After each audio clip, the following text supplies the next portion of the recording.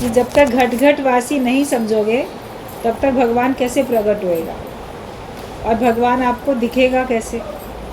तो हमें घट घट वासी समझना है कि भगवान घट घट में विराजमान है, और जब सब में हम उनको देखते हैं तो समझो कि भगवान को हमने देख लिया।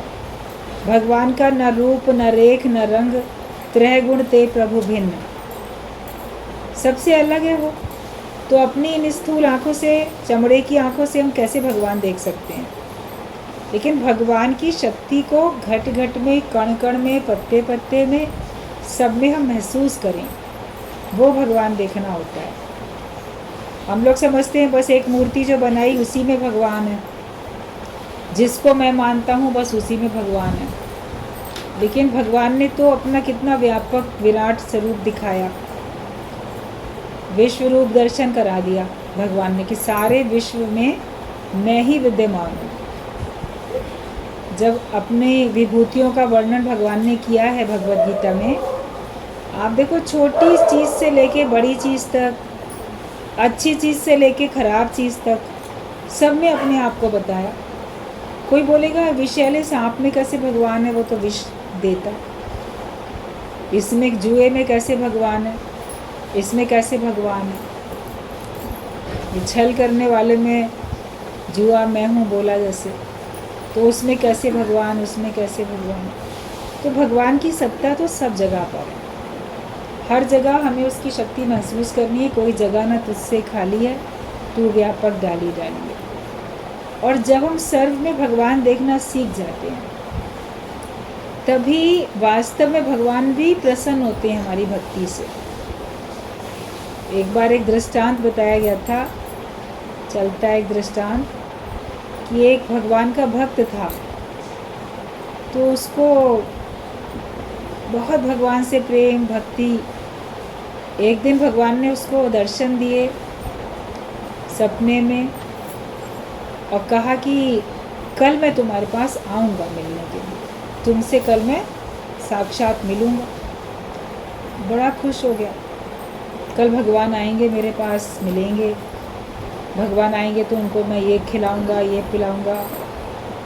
सब उसने अपने छोटी सी दुकान में सब बंदोबस्त करके रख लिया, दूध का भी और जो मिठाई नाश्ता सब चीज़ें रखी।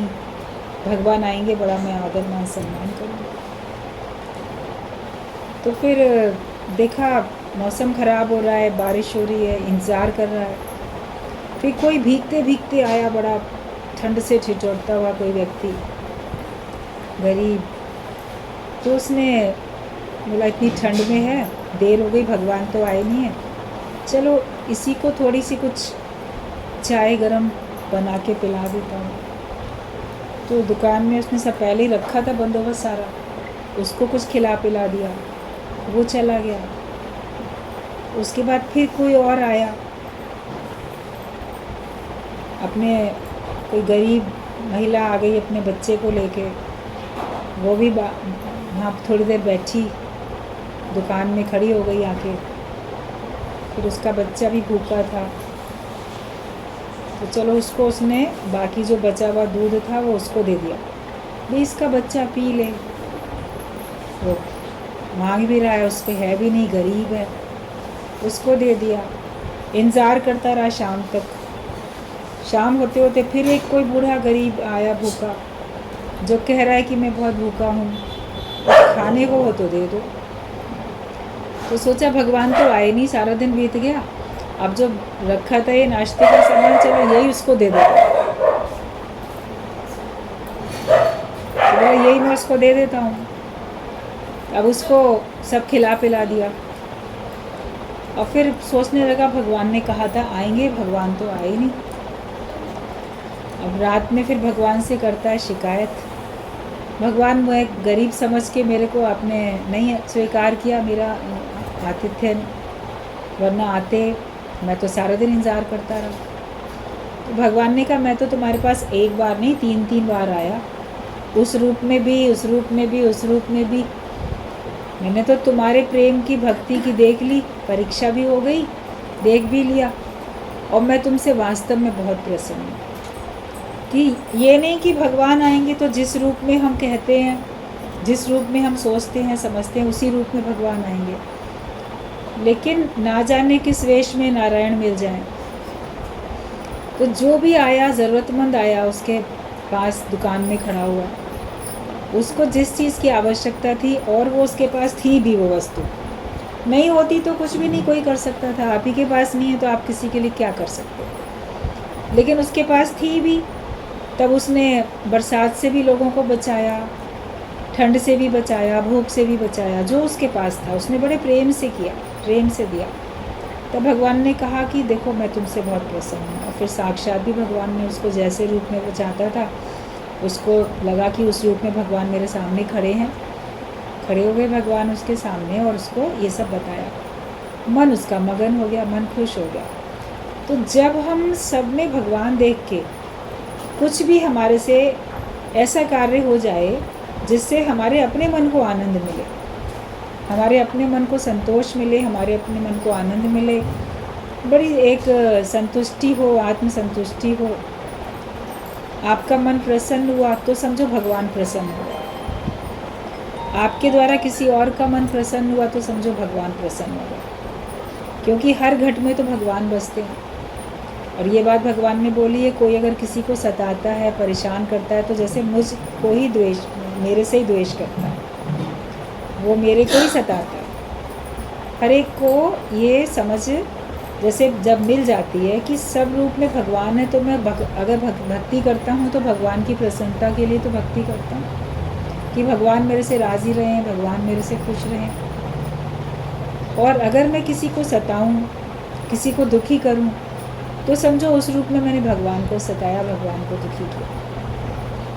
तो ये भगवान देखने वाली नज़र हमें गुरु से मिलती है।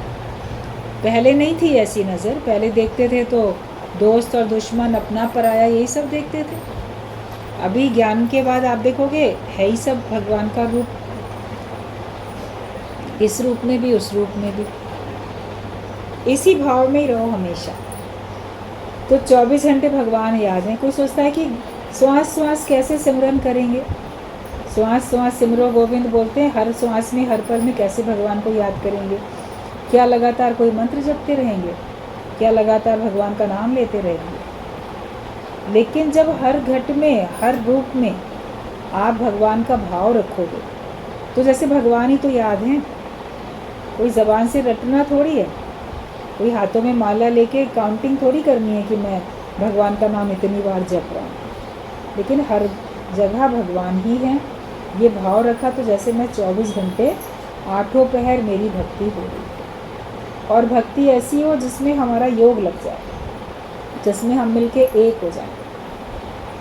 भक्ति की शुरुआत 2 से भले होती है, भगवान तुम अलग मैं अलग, लेकिन तू करता तू रहा, मुझ में रही न मैं। आपा पर का मिट गया, जित देखा उत तू। जहाँ देखते हैं भगवान तुम ही हो, बल्कि अपने में देखते हैं तो अब मेरे अंदर मेरी मैं नहीं बचती। जैसे भी गुरु जी की बात चल रही थी कि कैसे हमारी खुद ही ख़त्म हो जाती है, खुद ही मिटी तो खुदा हो गया। हम बिल्कुल बेखुदी में आ जाते हैं, इतना प्रेम होता है जिसमें हमारा देहाध्यास गुम हो जाता है।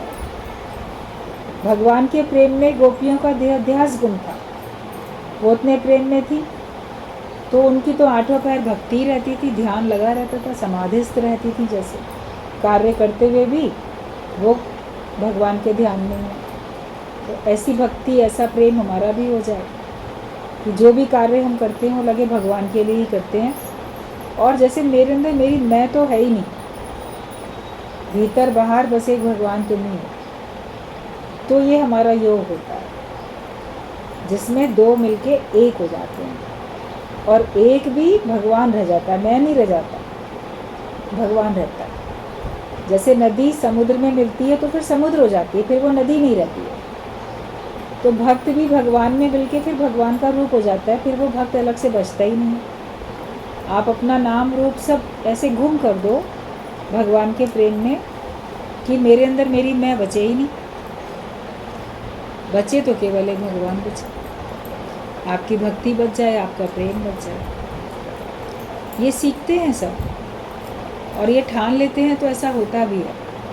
जब तक हमारे अंदर खुद ही है, जीव भाव है, कहीं ना कुछ चाहनाएँ भी हैं, कुछ स्वार्थ भी है, कुछ अहंकार है, तो कुछ ईर्ष्या है, कुछ द्वेष है, कुछ ना कुछ तो रहता है ना, थोड़ा थोड़ा सब कुछ रहता है। मगर वो सब थोड़ा थोड़ा भी ना रहे, वो सब मिट जाए। अपने को मिटाते चले जाओ, गुम करते जाओ। अब आगे जो पढ़ रहे हैं हम लोग, उसमें बड़ा अच्छे पॉइंट्स हैं। लिखा है कि आँखों में क्या, हर किसी की भी आँखों में क्या होता है, तो तुम्हारी आँखों में क्या है। जो अंदर के भाव होते हैं वो आँखों से पता चलते हैं ना, या किस भाव से हम देखते हैं वो पता चलता है। तो पिता की आँखों में, भाई पिता की आँखों में क्या होता है, तो पिता की आँखों में फ़र्ज़, जिम्मेदारी, फ़र्ज़, वो एक पिता की आँखों में दिखती है। वो अपने बच्चों के प्रति उसको बड़ा जिम्मेदारी का, फ़र्ज़ का एहसास होता है। मेरी संतान है, मेरे बच्चे हैं, इनके लिए मुझे ये सब करना है। जैसे वो उसकी जिम्मेदारी, उसका फ़र्ज़ है, अपना कर्तव्य है उसका, वो कि मेरी संतान है तो मुझे इसके लिए करना है। तो उसकी आंखों में आपको हमेशा फ़र्ज़ दिखाई देगा, पिता की आंखों में। बच्चे के लालन पालन से लेके, पढ़ाई लिखाई से लेके, बड़े होने तक, उसको सेटल करने तक, बाद में अंत तक भी एक जैसे जिम्मेदारी का, कर्तव्य का, ऐसे फ़र्ज़ का उसके अंदर में भाव रहता ही रहता है। और जो पिता है वो उसको बखूबी निभाता भी है। भले कभी किसी भी भावना से, किसी भी कारण से आपको ये सब चीज़ें जो भी सुन रहे हो, मान लो नहीं भी दिखेंगी किसी की आंखों में, कोई पिता इतना स्वार्थ में अंधा हो जाता है कि उसकी आंखों से फ़र्ज़ ख़त्म हो जाता है। ऐसे केस होते हैं जो अपने स्वार्थ के लिए जीते हैं और उनको अपना धर्म फ़र्ज़ नहीं याद रहता है, अपना ही सुख याद रहता है। कलयुग में कुछ भी हो सकता है और कैसे भी उथल पुथल, उतार चढ़ाव दिखते हैं, लेकिन एक जो वास्तविकता है वो ये है कि वास्तव में पिता की आंखों में फ़र्ज़ होता है। जो अपने को मानेगा कि हाँ मैं इसका पिता हूँ, तो उसके अंदर में फ़र्ज़ आएगा और ये मेरा धर्म है, मेरा ये कर्तव्य है। उसके कारण से वो बहुत कष्ट भी सह लेता है। अपना धर्म, अपना फ़र्ज़ निभाने के लिए उसको कितने कष्ट सहने पड़ते हैं। अपने आप मेहनत मज़दूरी करेगा, बच्चों को पढ़ाए लिखाए, और ये चाहता है ये मेरे से भी महान बने, मेरे से भी बड़े बने। हम कई बार देखते हैं कि जो भी घर में काम करने के लिए आते हैं, वर्कर्स जो भी आते हैं, कोई मान लो कूड़ा उठाने के लिए आता है, कोई कपड़े धोने आता है, कोई कुछ और काम के लिए आता है, तो कभी उनसे अगर बात करो तो वो अपने बच्चों के लिए, उनको बड़ी एक ज़िम्मेदारी होती है, अपने आप से कड़ी मेहनत भी कर रहे हैं।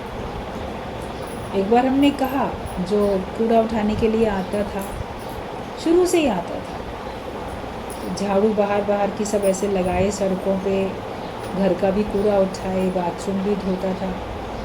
तो आए तो हमने पूछा, ये बच्चा किधर, बेटा उसको था एक छोटा, कहाँ पढ़ाने भेजते हो कि नहीं, तो पढ़ रहा है।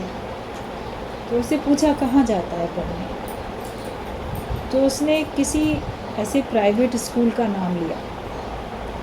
तब हमने कहा कि अरे अपने ही इसी कॉलोनी में, अपने यहीं पर सरकारी स्कूल भी तो है बच्चों का, जहाँ पे पढ़ाई भी है, किताबें, ये सब कुछ फ्री है, दोपहर का खाना भी फ्री है, सब कुछ इतने फ़ायदे बताए सरकार ने जो बनाए हैं, तो वहाँ क्यों नहीं भेजते हो पढ़ने के लिए, उधर भेजो। तो हमको लगा कि ऐसे प्राइवेट स्कूल में भेज रहा है तो इसका काफ़ी अच्छी फ़ीस भी देनी पड़ती है, और आमदनी कितनी है, थोड़ा थोड़ा सबके घरों से ऐसे मेहनत से कमा रहा है। तो उसकी आंखों में इतना फ़र्ज़ था, जैसे कि ज़िम्मेदारी थी अपने बच्चे को पढ़ाने के लिए। कहने लगा कि नहीं दीदी, वहाँ पे ना पढ़ाई अच्छी नहीं होती है, और जो ये स्कूल है ये इंग्लिश मीडियम का स्कूल है, इसमें पढ़ाई अच्छी होती है, तो हम तो नहीं पढ़ लिख पाए ज़्यादा, तो बेटा मेरा कहीं अच्छा तो पढ़े लिखे ना। जैसे उसको अपने बेटे के लिए एक फ़र्ज़ भी था, बोले हम मेहनत कर लेंगे, मेहनत कर रहे हैं तो कर लेंगे, कोई बात नहीं, लेकिन बच्चा अच्छी जगह पे पढ़े। तो हमने देखा कि अपने सुख से अधिक जो पिता होता है वो अपने बच्चों के लिए, संतान के लिए अपनी जिम्मेदारी निभाता है। और ये अलग बात है कि संतान बड़ी होके अपने माता का, पिता का जो था त्याग, तपस्या, कुर्बानी, वो सब जैसे भूल जाते हैं। अगर ज्ञानवान होते हैं, संत कोई मिला होता है तो वो उनको याद दिलाता रहता है। अभी जो लोग सत्संग सुनते हैं उनको अपना फ़र्ज़ धर्म भी तो याद दिलाता है गुरु।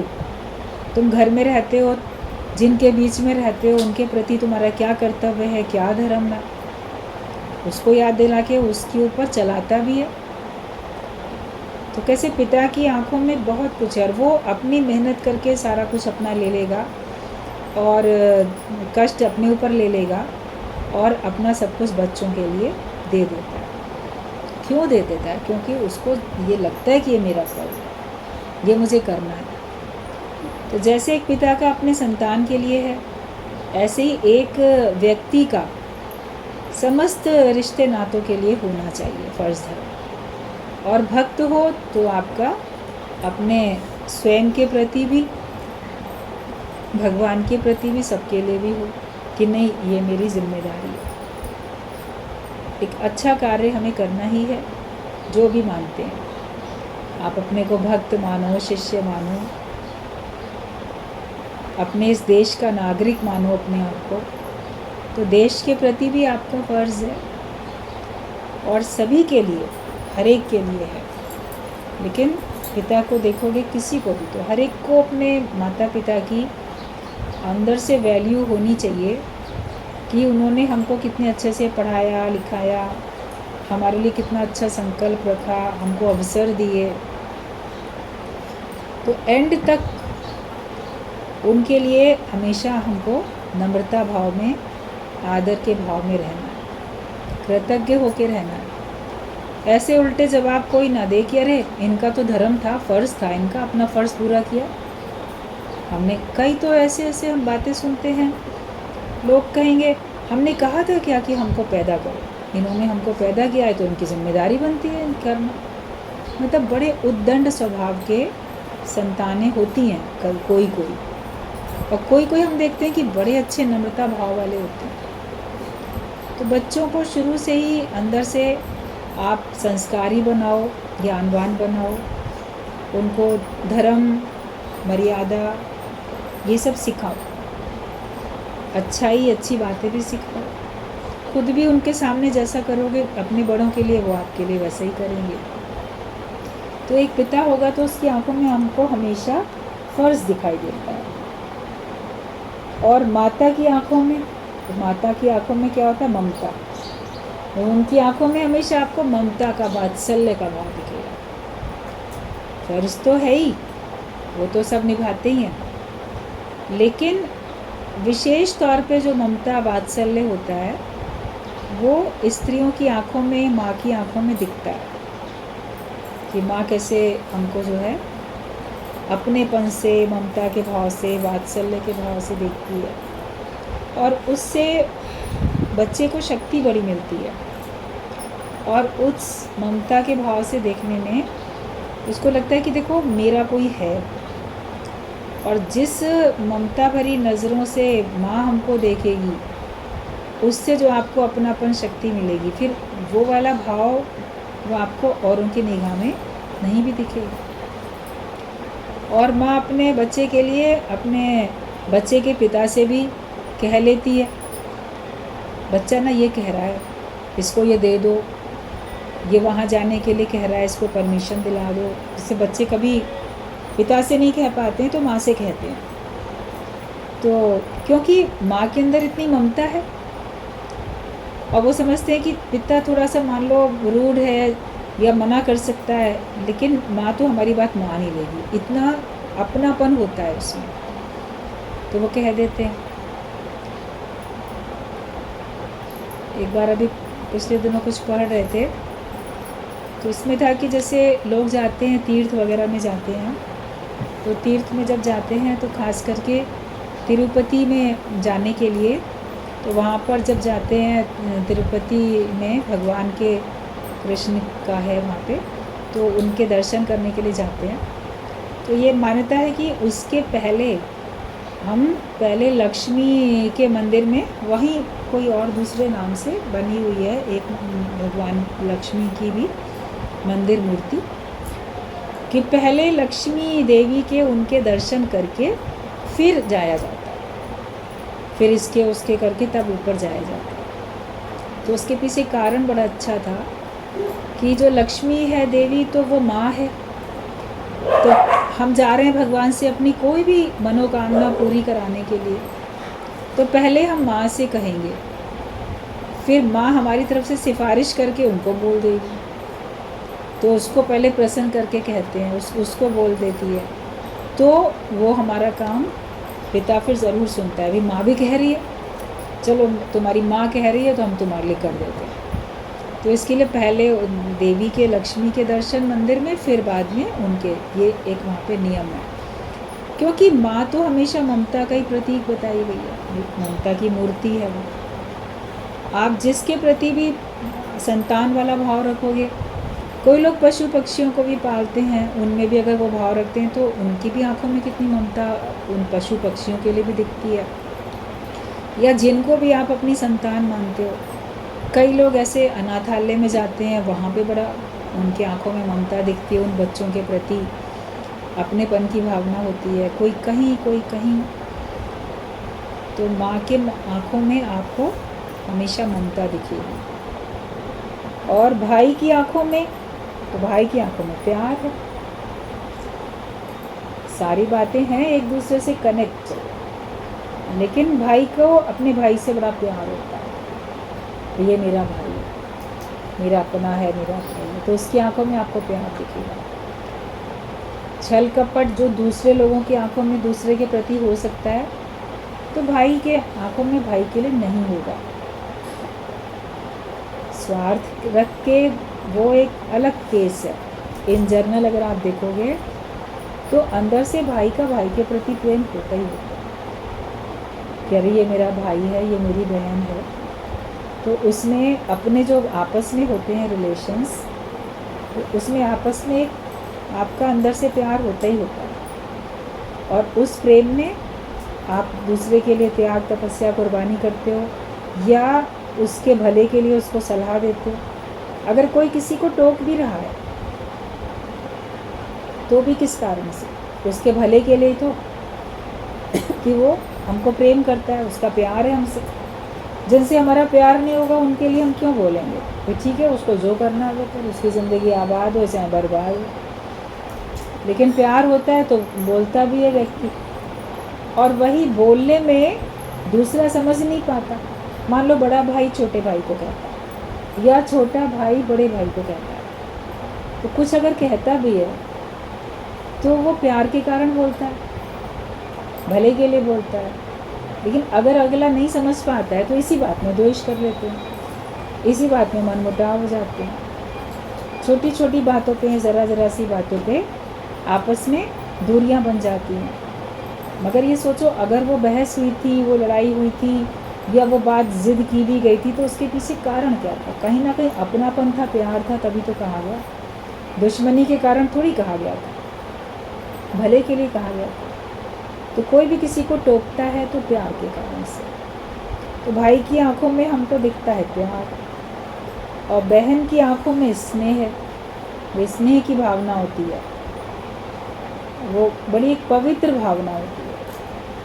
बहन की आंखों में भाई के लिए जो प्रेम है वो स्नेह कहा जाता है, कि वो बड़ा शुद्ध और पवित्र होता है। उसमें कहीं भी लोभ, लालच, स्वार्थ कोई भी नहीं होता, इच्छा कामना कुछ नहीं होती है। वो सलामती की बात करती है। अगर रक्षाबंधन पे राखी भी बांधेगी, भाई दूज पे टिक्का भी करेगी, तो बड़े स्नेह के कारण, और उसमें उसके मन में हमेशा ये रहता है कि इसकी उन्नति हो, उसके भले की बात होती है हमेशा से ही। तो बहन की आंखों में हमको दिखता है स्नेह।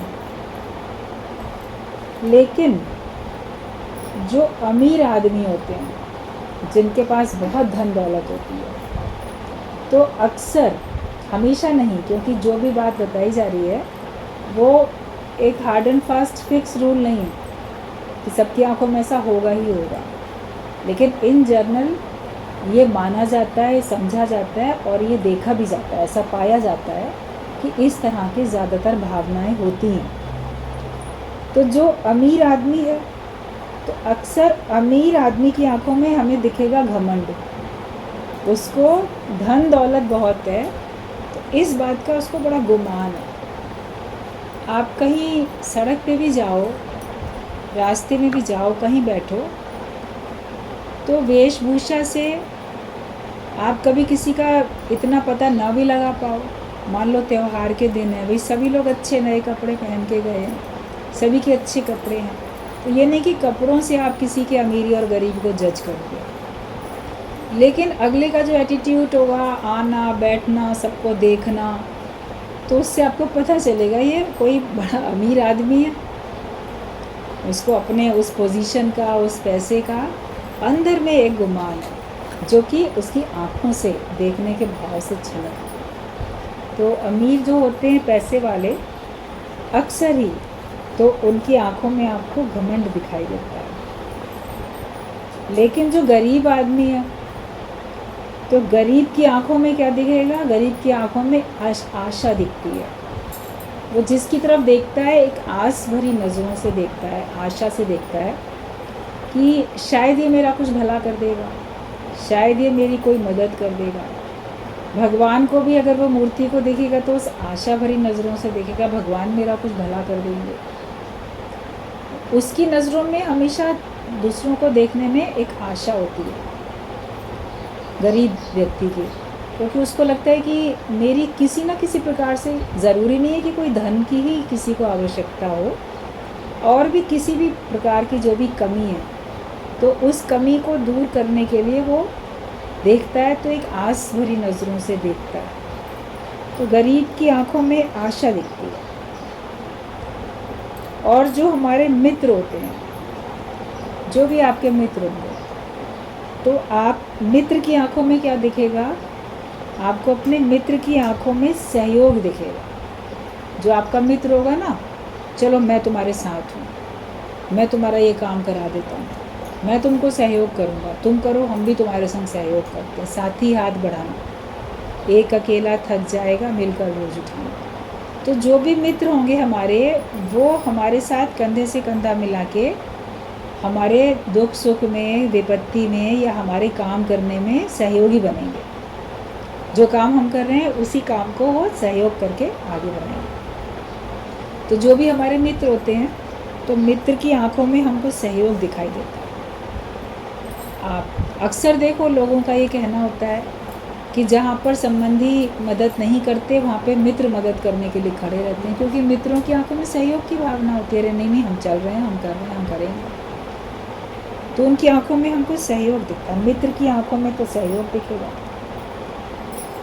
और जो मित्र नहीं है, हमारा शत्रु है, दुश्मन, तो दुश्मन की आंखों में क्या दिखेगा?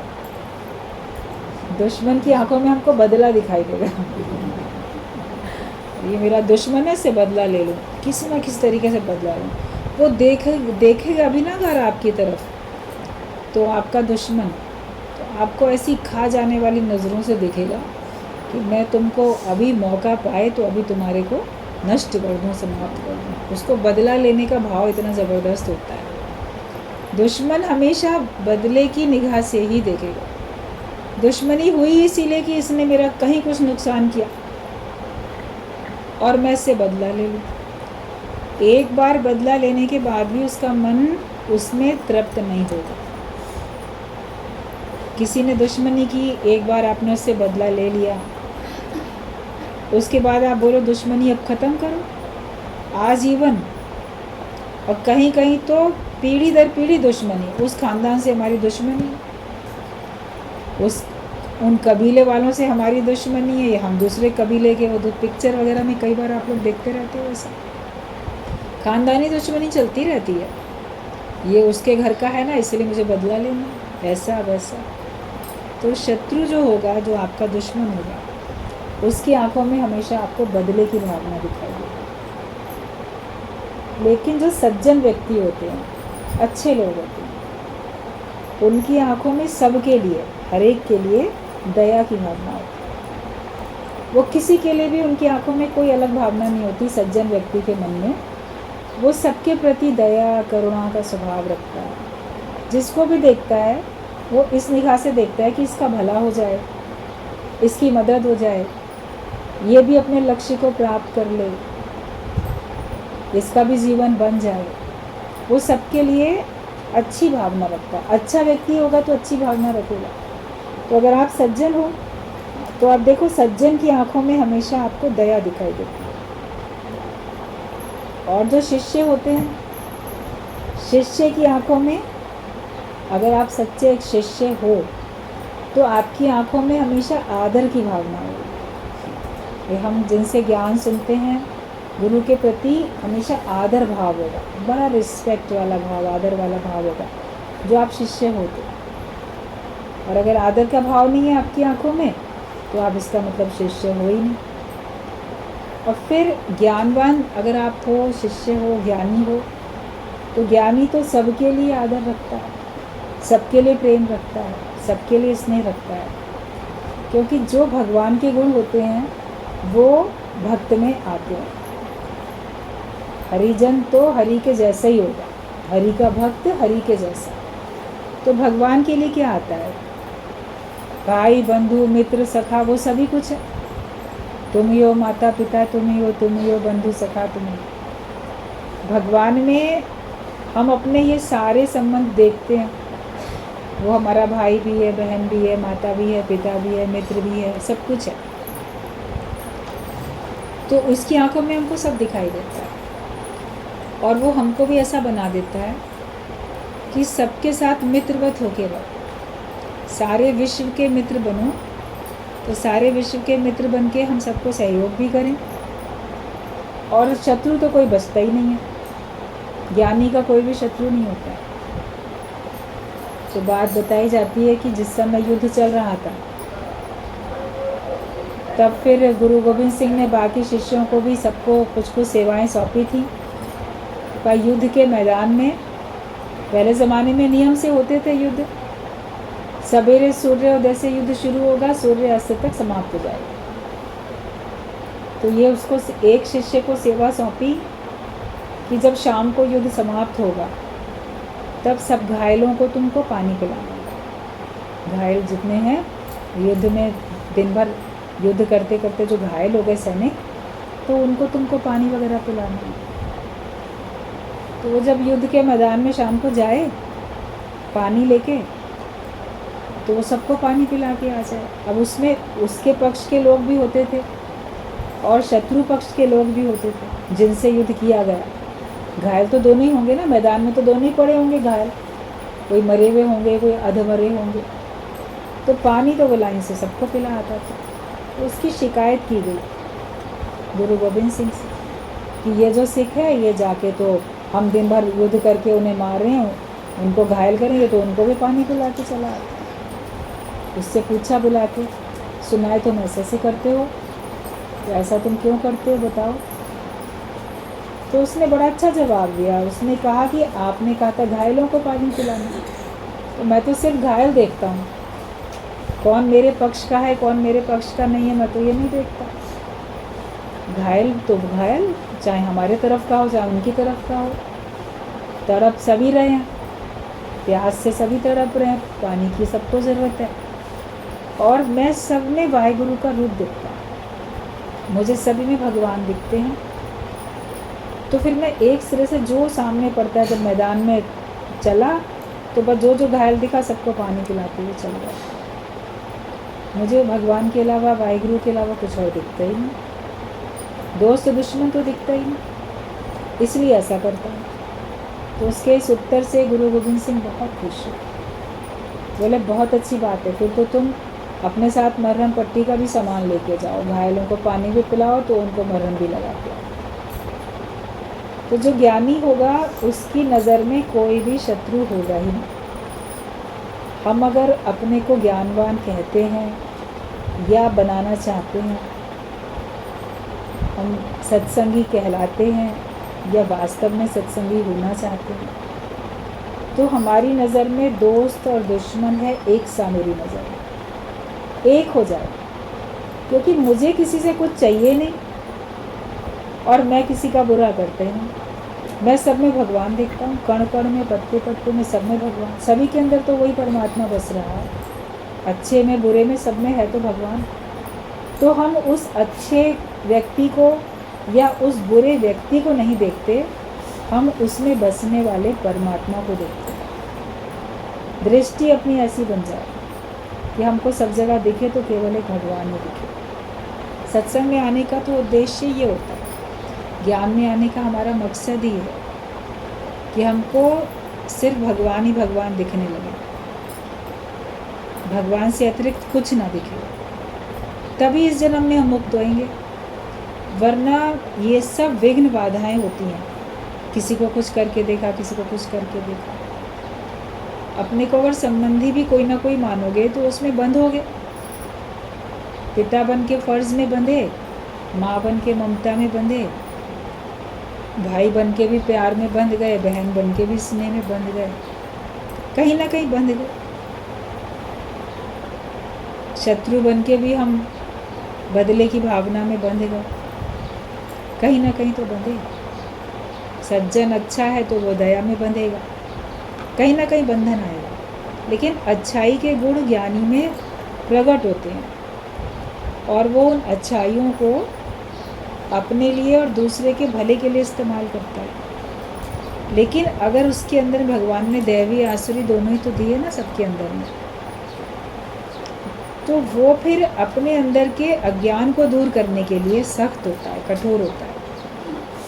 अपनी अज्ञानता को दूर करने के लिए वो अपने ऊपर कभी गलतियों को माफ़ करने के लिए नहीं बोलेगा और ना वो अपनी गलतियों पे पर्दा डालने के लिए कहेगा और ना ही वो उसको क्षमा करने के लिए ऐसे बोलेगा कि माफ़ कर दो। ये हमारी अपनी गलती की तो भगवान हमको पनिशमेंट दो ज़रूर, वरना हमारे दोष बढ़ते चले जाएंगे। और अपने स्वयं भी सावधानी अपने ऊपर भी रखो। आपका काम है दूसरे के दोषों को भुला देना, दूसरे के दोषों को माफ़ कर देना, जो अगर आप सचमुच में जीवन मुक्ति का आनंद लेना चाहते हो। वरना हमारे बड़े मन खुश है, बहुत अच्छा मूड है, बड़े आनंद में चल रहे हैं, एक भी ख्याल भूला भटका कोई आया ऐसा जो कि आपके आनंद शांति को बिगाड़ रहा है, तो देखो वो कहीं ना कहीं जीव भाव के कारण से, किसी न किसी प्रकार से, बदले की भावना के कारण से, शिकवे शिकायत की भावना से, कहीं राग या द्वेष, ईर्ष्या, किसी कारण से है। अपने आप को बड़ा श्रेष्ठ समझा, दूसरे को कम समझा, कोई ना कोई कारण ऐसा बनता है जो कि आपको आपके वास्तविक स्वरूप से दूर कर देता है। ये सावधानी रखो। एक छोटा सा भी ख्याल अगर हमारे अंदर में होगा, चाहे बदला लेने का हो या संसार से कुछ भी पाने का, या जो कुछ पदार्थ हैं उनमें लिप्त अगर आप होते हो, तो फिर जन्म मरण का चक्कर छूटेगा नहीं, वो हमारा आगे आगे बनता ही रहेगा। तो अपने प्रति सावधानी रखो, मन से भी, वाणी से भी, शरीर से, कर्म से भी, किसी प्रकार से भी हमारे अंदर में अज्ञानता का कार्य ना हो। एक भी कर्म हमारा ऐसा बदकर्म हमारा नहीं होना चाहिए। हम केवल रहें तो ज्ञान में ही रहें।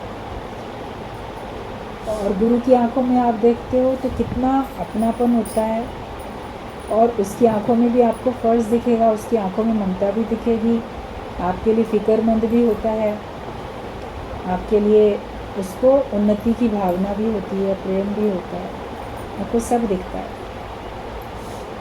और उसकी पवित्र दृष्टि होती है। कोई किसी को किस नज़र से देखता है ना, वो भी समझ में हर एक को आ जाता है कि कौन किस नज़र से किसको देख रहा है। आप सबको भगवान की नज़र से देखोगे तो आपकी नज़र कैसी हो जाएगी? जैसे कि कोई पूजा करने वाला पुजारी होता है। तो पुजारी वाली नज़र हुए कि हम सबको भगवान करके देखें, सबके लिए आदर मान सम्मान हो, सबके लिए भगवत भाव। अपना आप करके देखो, जहाँ तक जाति दृष्टि है, जहाँ तक फैली सृष्टि है, सर्व मम रूप। अपना आप करके देखोगे, मम रूप करके देखोगे, तो आपकी नज़र में सबके लिए अपनापन है, भेद है ही नहीं, परायापन है ही नहीं, प्यार ही प्यार है। तो फिर आपकी मुक्ति ही, प्रेम में ही तो मुक्ति है। और किसी और भावना में अगर आप रहोगे तो फिर बंधन है। तो जो एक शुद्ध पवित्र प्रेम है, भगवत भाव, ईश्वरीय प्रेम, वो हमारे रोम रोम से छलके, वाणी से भी, दृष्टि से भी, सबसे कर्म से भी वो छलके। बाकी तो दुनिया में लोगों की नज़र जो होती है ना, बड़ी शिकारी नज़र होती है उनकी। वो तलाश में रहते हैं, ठग चोर बेईमान शिकार की तलाश में रहते हैं। किसको पाएँ तो बेवकूफ़ बनाएं, किसको पाएँ तो मूर्ख बना के उसका जेवर उतरवा लिए, हिप्नोटाइज कर लिया, कहीं कुछ किया, ठग लिया, लूट लिया, बातों में फंसा लिया। वो बस इस मकसद से लोगों को देखते रहते हैं, किससे कब कितना फ़ायदा हम उठा सकते हैं। वो नज़र फिर शिकारी वाली नज़र होती है कि हम किससे कैसा फ़ायदा उठा सकते हैं। वो दोस्ती भी करेंगे किसी से तो उसी भाव से करेंगे कि इससे बातचीत करके मित्रता करने में मुझे ये फ़ायदा होगा। तो वो फिर सच्चे मित्र थोड़ी होते हैं कि सहयोग करने के लिए कर रहे हैं, वो अपना फ़ायदा लेने के लिए दिखाते हैं। उनकी नज़र ही शिकारी नज़र होती है। और बाकी दुनिया में तो संसार में कोई गलत निगाह ही रखता रहता है किसी, सारे विकार भरे पड़े हैं, तो विकारी नज़र होती है उनकी, विकारों से भरी भी नज़र होती है। 5 विकार सब में हैं, काम क्रोध लोभ मोह अहंकार। और जिस विकार के हम अधीन होते हैं तो उस वक्त आपकी आंखों में वो विकार झलकने लगता है, दिखता है। किसके अंदर कामना वासना इस समय दिख रही है, या क्रोध दिख रहा है, या लोभ दिखाई दे रहा है, कि मोह दिखता है, कि अहंकार दिखता है। आप अगर देखोगे किसी को तो जज करना चाहोगे, अगर आप विवेक खुलाए आपका, और थोड़ा सा भी आपके अंदर में भी, हर एक के अंदर भगवान ने एक दिया है, सिक्स्थ सेंस दिया है, जो कि समझ जाता है कि ये व्यक्ति किस भावना से आपको देख रहा है। यहाँ तक कि आप कभी महसूस करना कि आप जा रहे हो, आपका चेहरा तो सामने है, आपकी आंखें सामने देख रही हैं, आपकी आंखें अपने पीठ पीछे थोड़ी देख रही हैं, लेकिन अगर कोई आपके पीठ पीछे से आपको कैसी निगाह से घूर रहा है, देख रहा है, तो आपको उसकी नज़र अपनी पीठ पे चुभती हुई महसूस होगी। और कभी आप पलट के देखने पे मजबूर भी हो जाओ, तो लगेगा हाँ वाकई कोई मुझे इस तरह से देख रहा था। तो कभी तो उसमें कोई आपका अपना भी होता है मित्र, जो आपको इस तरह से देख रहा होता है प्यार से, तो उसके प्रेम में भी आप पलट के देखते हो। लेकिन कभी कोई शत्रु भी होता है, तो नज़र आपको महसूस हो जाती है। तो ज़माने की नज़रों को पहचानो और उससे अपने को बचाओ, जो कि आपके को अपना बना के गिरा भी सकती है। गुरुजी की बात चल रही थी कि गिराना दूसरे को बड़ा आसान है। जगत में लोग अच्छा खासा कोई चल रहा है, उन्नति कर रहा है, उसको गिरा तो देते हैं, लेकिन गिरे हुए को, गिरते हुए को उठाना गुरु का काम होता है। जो अज्ञानता में गिरा, मोह ममता में गिरा, विकारों के अधीन हुआ, गिर गया, माया में गिरा है, तो गुरु उससे उठाता है। बाकी तो लोग आपको माया में गिराते ही तो हैं, जगत में गिराने का ही काम तो करते हैं। तो गिराना सबको आता है, लेकिन उठाना, उपराम करना, वो ब्रह्मज्ञानी गुरु को आता है, और वही हमको भी सिखाता है। तो हम भी सबके ऐसे मित्र बने, सबको सहयोग करें, लेकिन सहयोग किस बात में करोगे? किसी की आत्मिक उन्नति में, आध्यात्म की उन्नति में, अच्छे काम की उन्नति में सहयोग करो। ये नहीं चोरी करने में सहयोग कर दिया, डकैती डालने में सहयोग कर दिया, लड़ाई झगड़े में खड़े हो गए सहयोग करने के लिए। वहाँ भी मित्र हैं जो सहयोग कर रहे हैं, भीड़, मगर आपको अगर किसी को सहयोग करना है तो उसकी अच्छाई को बढ़ाने के लिए सहयोग करना है। बाकी जो अच्छा व्यक्ति नहीं है तो उससे फिर आप ना काहू से दोस्ती ना काहू से वैर, वो न्यूट्रल होके रहो, लेकिन बुरे एक व्यक्ति के बुरे काम में हमें सहयोग नहीं करना। महात्मा गांधी ने कहा असहयोग आंदोलन करो, नॉन कोऑपरेशन विद इविल। तो हमें बुराई से नॉन कोऑपरेशन करना, बुराई से हमको असहयोग करना। जो भी जगत में बुराइयां हैं उनसे हम बचाएं और अपने लेवल से अच्छाई फैलाओ। सूरज नहीं बन सकते तो दीपक बन के जलो, कुछ तो अंधेरा दूर होगा ना।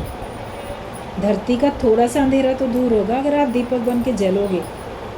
सूर्य तो पूरे सभी को रोशनी दे रहा है। आप बोलो हम सबको कहाँ सुधार सकते हैं, हम सबको कहाँ सिखा सकते हैं, लेकिन दीपक बन के कुछ तो कर सकते हो। तो इसके लिए हर एक को अपने को ज्ञानवान बनाना है, अपने अंदर सच्चाई और अच्छाई भरो और बाकी भी सबको सच की राह पे चलाने के लिए दृढ़ संकल्प करके पुरुषार्थी बन के कार्य करना शुरू करो। आज से करेंगे कल से करेंगे ये नहीं, अभी से करना, नाउ और नेवर। अभी से ही संकल्प करो और अभी से अच्छाई फैलाते जाओ तो आपका जीवन भी अच्छा होगा।